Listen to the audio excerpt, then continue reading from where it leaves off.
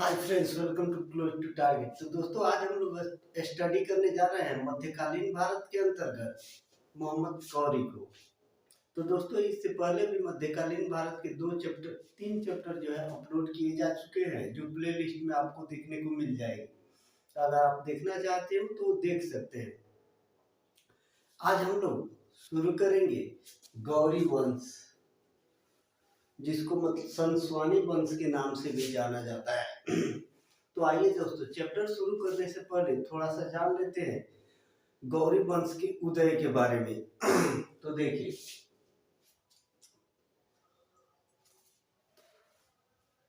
Drawing में मैंने detail बताया हुआ है। ये काबुल है। काबुल के पश्चिम में जो है गजनी था, और गजनी और हिरात के बीच में एक प्रदेश था गौर। यहीं पे जो है गौरियों का उदय हुआ था, गौरी वंश का उदय हुआ था। तो दोस्तों देखिए, होता क्या है, जिस टाइम जो है गजनवी जो है गजनी पे शासन कर रहा था, उस समय गौर भी उसी के क्षेत्र, उसी के प्रभुत्व में था। मतलब उस पर गौर पे अधिकार गजनी का ही था। ठीक है। उसके बाद देखिए, मोहम्मद गजनवी की मृत्यु के बाद जो शासक होते हैं उसकी, वो कमजोर शासक होते हैं। मतलब गौर को संभाल नहीं पाते हैं, और धीरे धीरे गौर जो है स्वतंत्र हो जाता है। उसके बाद से जो है गौर के शासक गजनी पे आक्रमण करने लगते हैं, और इसी दौरान जो है 1173 ईस्वी में गयासुद्दीन महमूद ने जो है गजनी पे आक्रमण करता है और गजनी को जीत लेता है। ठीक है। उसके बाद गजनी को जीतने के बाद जो है वहां का शासक मोहम्मद गौरी को बना देता है। ठीक है। अब जो है मोहम्मद गौरी जो है गजनी का शासन पड़ने पर जो है अपने को पहले मजबूत करता है, गजनी को पूरा मजबूत करता है, और उसके बाद भारत पे आक्रमण करना स्टार्ट करता है। ठीक है। तो ये था उत्पत्ति के बारे में कुछ पॉइंट।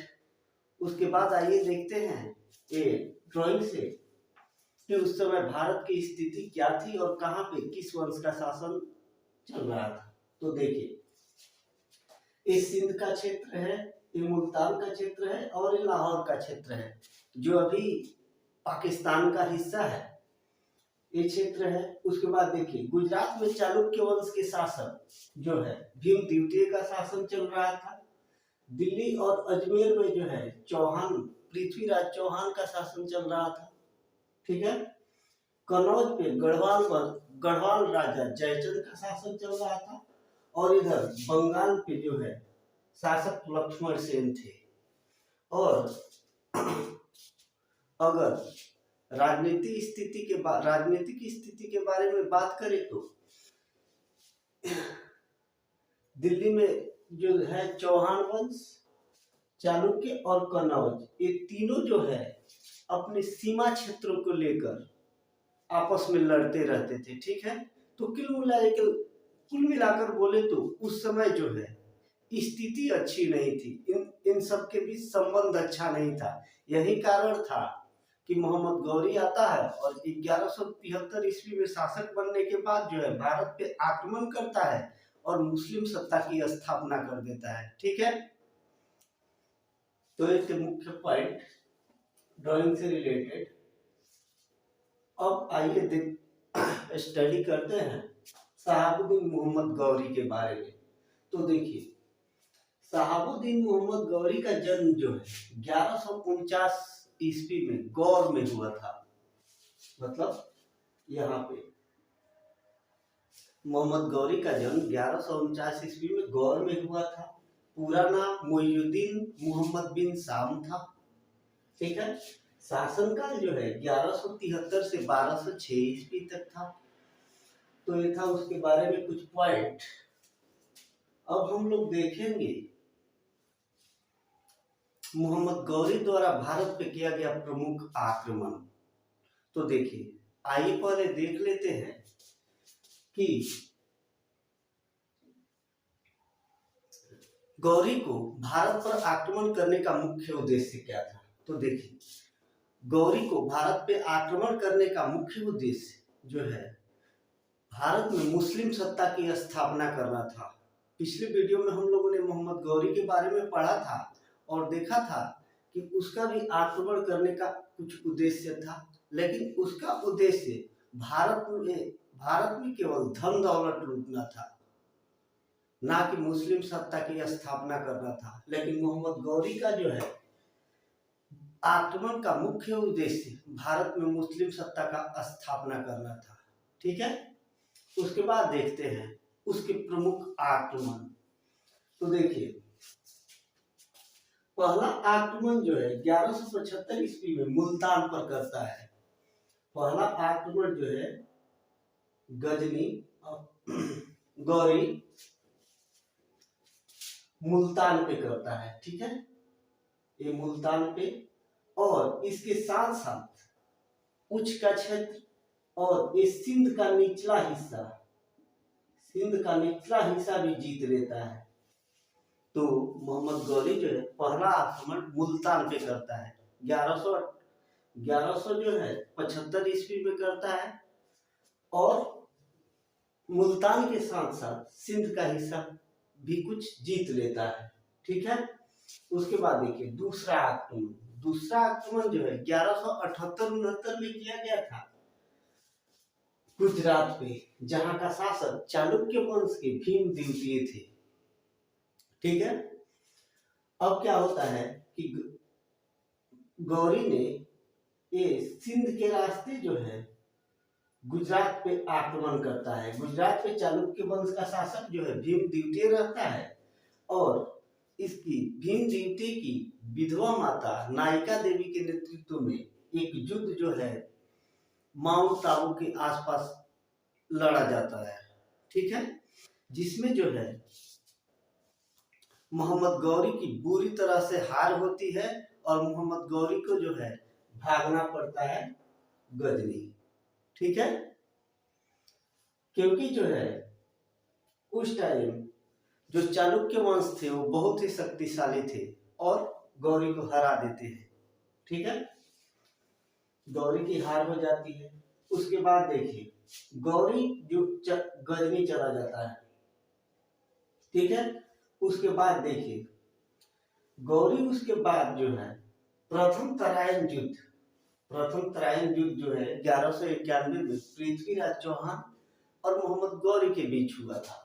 तो देखिए गौरी अब यहाँ पे आक्रमण करता है दिल्ली पे। ठीक है, यहाँ पे आक्रमण करता है।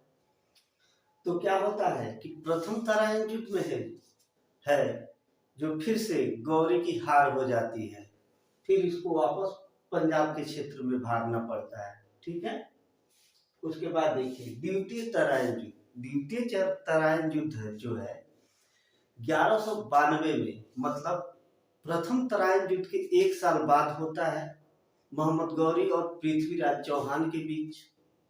इस बार जो है मोहम्मद गौरी काफी मजबूत से तैयारी करके आगे बढ़ता है और जो है पृथ्वीराज को हरा देता है। तो देखिए द्वितीय तराइन युद्ध जो है 1192 में हुआ था, जिसमें पृथ्वीराज चौहान की बहुत ही गंभीर तरीके से हार हुई थी। ठीक है, तो द्वितीय तराइन युद्ध जो है 1192 में पृथ्वीराज चौहान और गौरी के बीच हुआ था, जिसमें गौरी की जो है जीत हो गई थी। बताया जाता है कि गौरी ने 1,20,000 सेना के साथ जो है आक्रमण किया था। ठीक है, उसके बाद देखिए द्वितीय तराइन युद्ध जीतने के बाद जो है भारत में मुस्लिम सत्ता की स्थापना हो जाती है। ठीक है, द्वितीय तराइन युद्ध जीतने के बाद भारत में मुस्लिम सत्ता की स्थापना हो जाती है, और मोहम्मद गौरी को द्वितीय तराइन युद्ध जीतने के बाद मुस्लिम सत्ता की स्थापना हो जाती है, और मोहम्मद गौरी को जो है भारत में मुस्लिम सत्ता का संचालक कहा जाता है।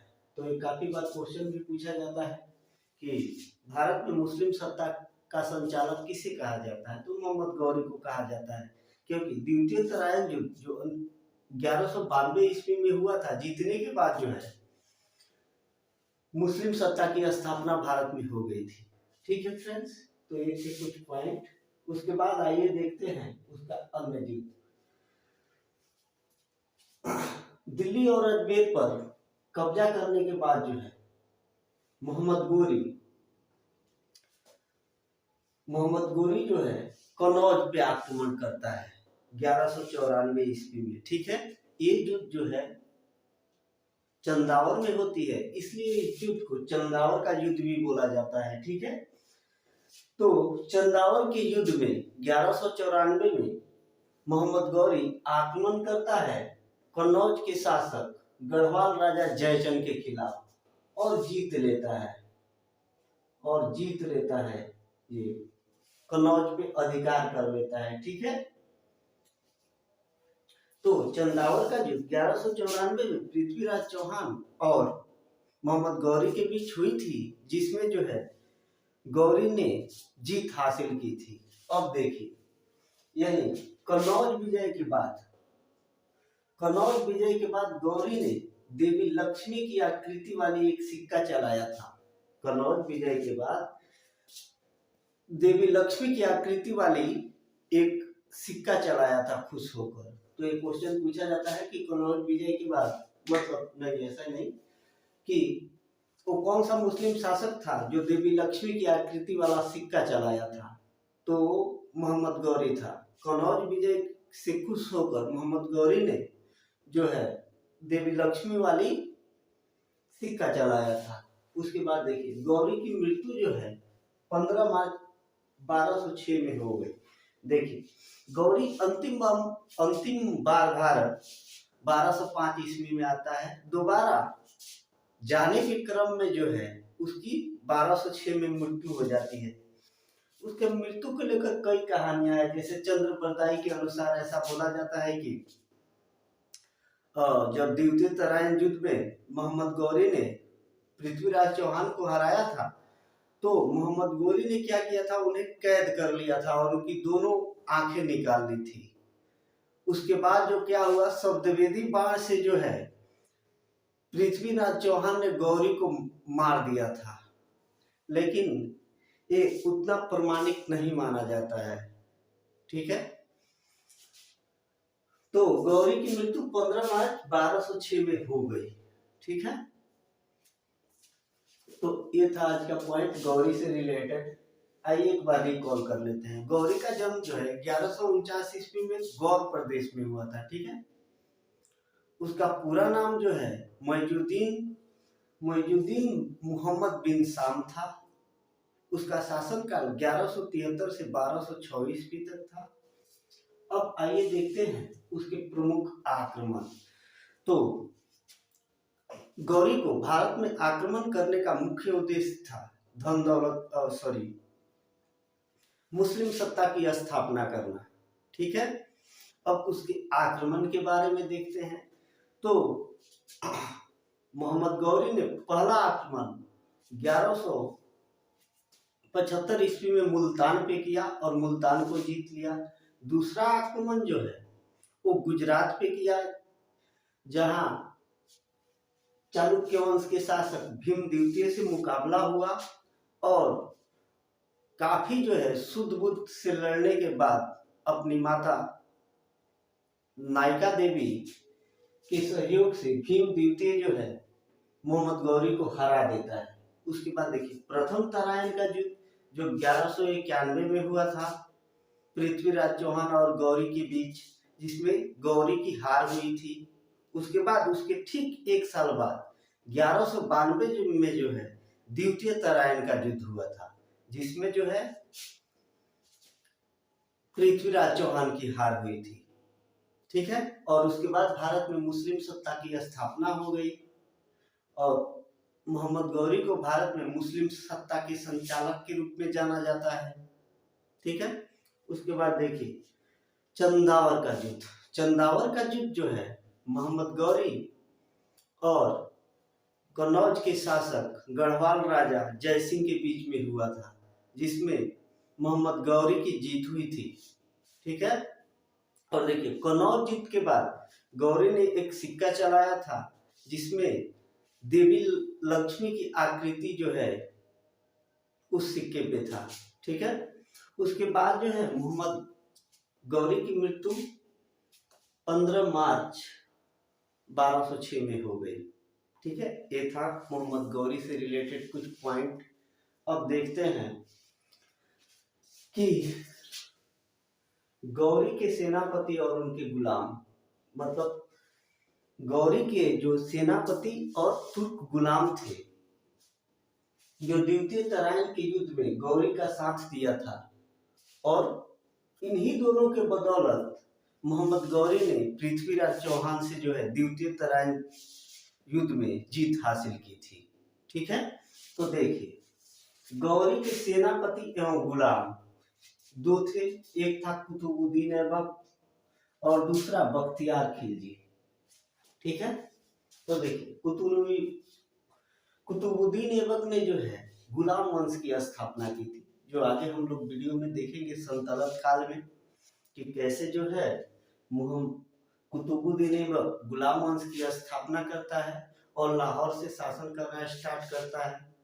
ठीक है, और दूसरा जो है बख्तियार खिलजी, तो ये जो है इसके बारे में देखते हैं कि 1193 से 1202 ईस्वी के बीच बिहार की विजय की, मतलब 1193 से 1202 ईस्वी के मध्य इसने जो बिहार की विजय प्राप्त की थी। नालंदा और विक्रमशिला विश्वविद्यालय को नष्ट कर दिया था। उस समय नालंदा विश्वविद्यालय प्रमुख विश्वविद्यालयों में जाना जाता था। उस नालंदा विश्वविद्यालय को बख्तियार खिलजी ने ध्वस्त कर दिया था। ठीक है, उसके बाद देखिए 1198 से 1203 के मध्य बंगाल विजय किया। 1198 से 1203 के मध्य जो है बंगाल विजय किया, जहां का बंगाल का शासक जो है वो लक्ष्मण सेन था। जब बख्तियार खिलजी ने बंगाल पे आक्रमण किया तो लक्ष्मण सेन जो थे वहां के शासक वो भाग खड़े हुए और अपने राजा की अनुपस्थिति में जो है कोई कुछ कर नहीं पाया, और बाद में जो है बख्तियार खिलजी ने बंगाल को जीत लिया। तो ये था जो है मोहम्मद गौरी से रिलेटेड कुछ क्वेश्चन। अब आइए लास्ट में देख लेते हैं कि इस मोहम्मद गौरी से कौन कौन से क्वेश्चन पूछे जाते हैं और कैसे पूछे जाते हैं। तो देखिए सबसे पहले तो ये पूछा जाता है कि मोहम्मद गौरी का भारत पे आक्रमण करने का उद्देश्य क्या था।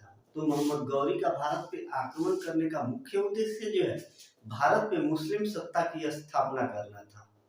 ठीक है, उसके बाद से क्वेश्चन पूछा जाता है कि वह कौन सा शासक था जिसने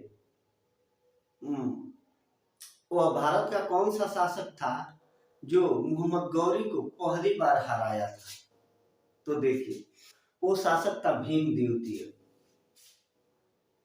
जो 1178-69 में जो है गुजरात पर भीम द्वितीय का शासन था। उस टाइम जो है गौरी ने हमला किया था गुजरात पे, तो उस टाइम हार का सामना करना पड़ा था मोहम्मद गौरी को।